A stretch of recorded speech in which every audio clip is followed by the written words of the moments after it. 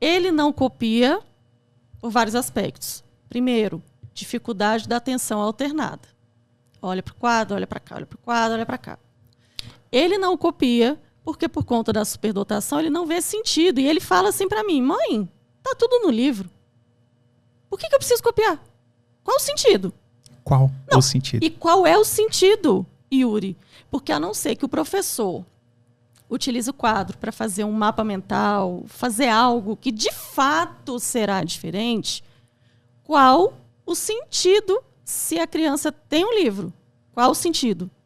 Se está a informação toda lá. Se nós pensarmos, de fato, não há sentido.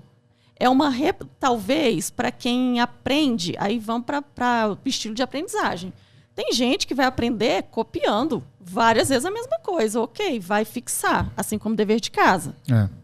Mas isso não vai rolar para o superdotado. Simples assim. Então, ele vai ter esse sofrimento de, meu Deus, todo mundo faz e eu estou aqui toda hora dizendo que eu não vou fazer.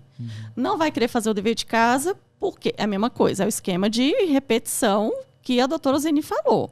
Né? E aí, quando chega na sala, ainda tem que escutar, aí começa o bullying dos coleguinhas. Ah, mas você é burro.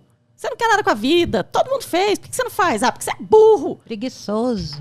Começa sendo que não, na verdade, a mente do superdotado está lá na frente. Então, para esse caso, o grilo falante, não sei. Se ele tiver a dupla excepcionalidade com TDAH, ok. Mas apenas a superdotação, eu não sei se muda, porque esse questionamento do porquê, acaba tomando conta. E eu tinha uma vontade de querer me livrar daquilo no melhor dos caminhos, que é, beleza, então vou tentar fazer logo isso aqui, porque eu sei que isso vai tentar reduzir o meu estresse, o meu sofrimento. Era sofrimento. O nome é esse, sofrimento. E o pior que, se hoje é difícil, imagina, década de 80, 90, isso era terrível.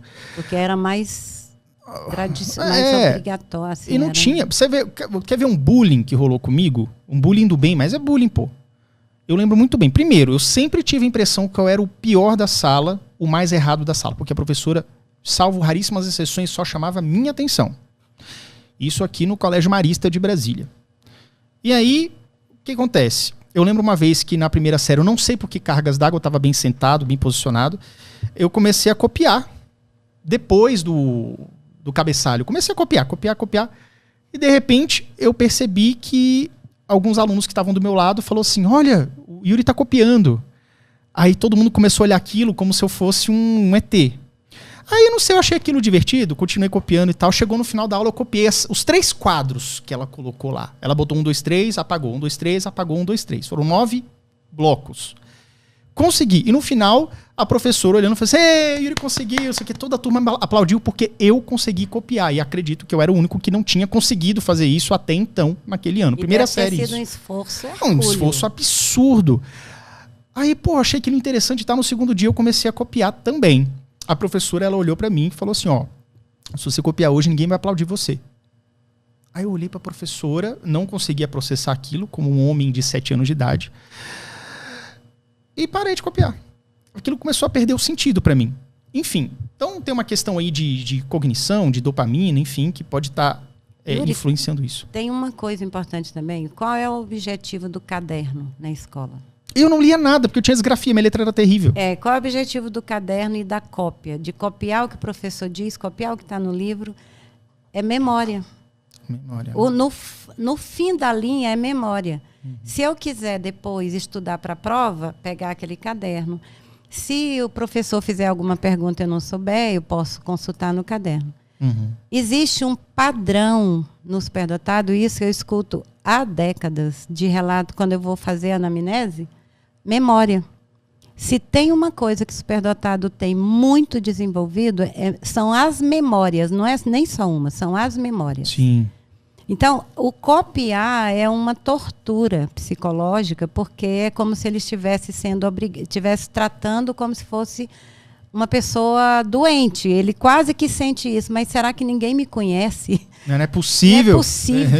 Então, é uma criança que não quer copiar a agenda e é obrigada a copiar, porque ele fala assim, mas eu vou me lembrar. E aí, quando o professor fala, você tem que copiar, senão você não se lembra, ele está dizendo assim, eu não acredito em você. Eu não acredito. Você está mentindo para mim. Aí quando chega em casa, a mãe também fala, cadê a agenda? Ah, você não copiou? Mamãe, eu sei. Tá tudo aqui, ó. Foi isso, isso, isso. Como ela não tem certeza, porque não está escrito, ela fala, e se tiver faltando alguma coisa? Mais um que não acredita em mim. Então ele cresce desacreditado. Entendi. E o adulto com TDAH? Zeni, você faz diagnóstico do HSD de adultos também? Você atende adultos também ou não?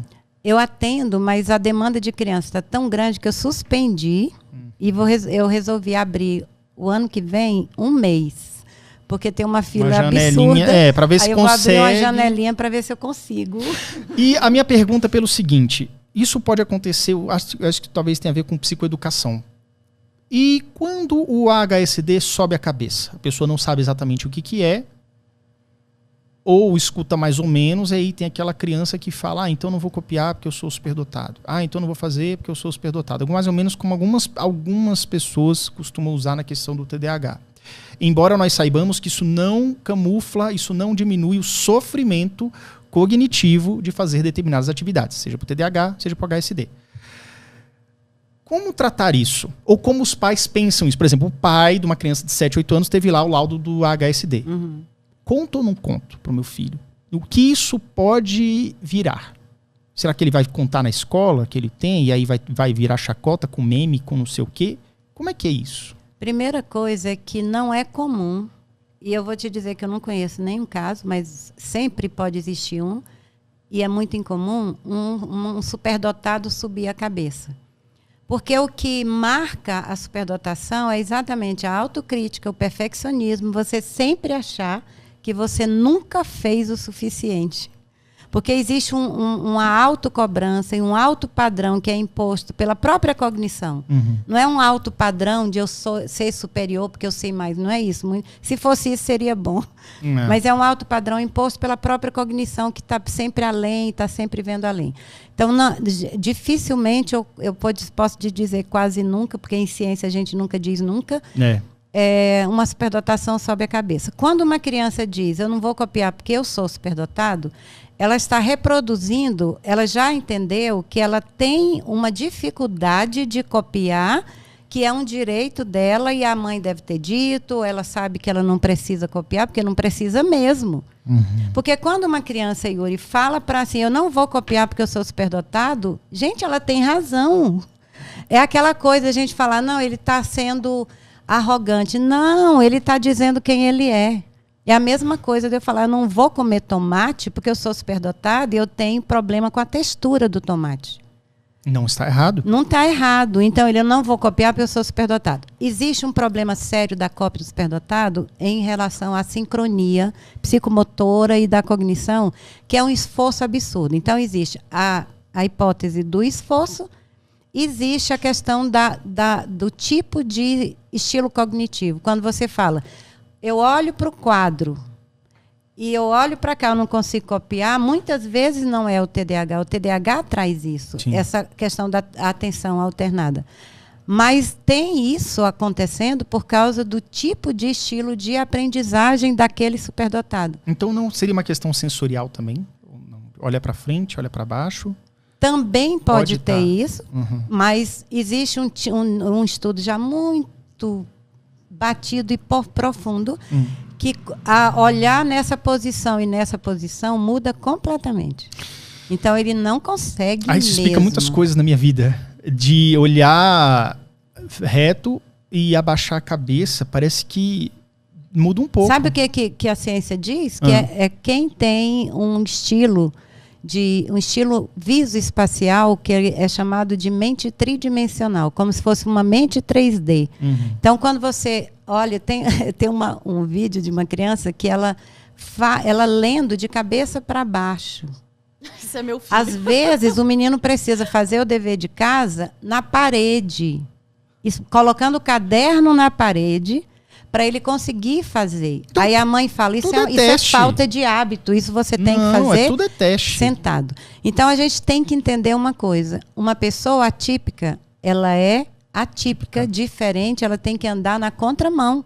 Então, aquilo que é comum fazer, você não pode obrigar. Alguns vão fazer porque vai coincidir. A maioria esmagadora não vai coincidir. Então, existe um estilo de aprendizagem, que é chamado como estilo de aprendizagem, mas, na verdade, é de funcionamento da aprendizagem, que a criança, por exemplo, não faz uma leitura oral. Então, a gente tem um número absurdo de crianças superdotadas que os pais falam, não, ele ainda não lê. Só que ele lê silenciosamente, ele não lê oralmente, por causa desse tipo de estilo. E aí, ele já faz... Hoje mesmo eu testei uma criança que ele lê. Eu descobri na história dele, e hoje eu tive essa certeza, que ele foi convencido de que ele não lê. Ué. Mas ele já lê. Só que ele... Quantos anos? Acha que não lê. 5 anos. Ele deve ter começado a ler por volta de 2 anos e meio, 3 anos, quando ele pegava os livros de história que os pais liam. Aí ele ficava com aquele livro para cima e para baixo. Daqui a pouco ele começava a ler tudo e os pais falavam, ele está decorando. Só que ele dizia todas as palavras da página. Ou é uma super mega memória. Ou a super mega memória, que não existe, porque, inclusive, a memória ela é seletiva. Ela vai guardar o que é mais importante. Então, ele, de fato, estava lendo, ele não está decorando.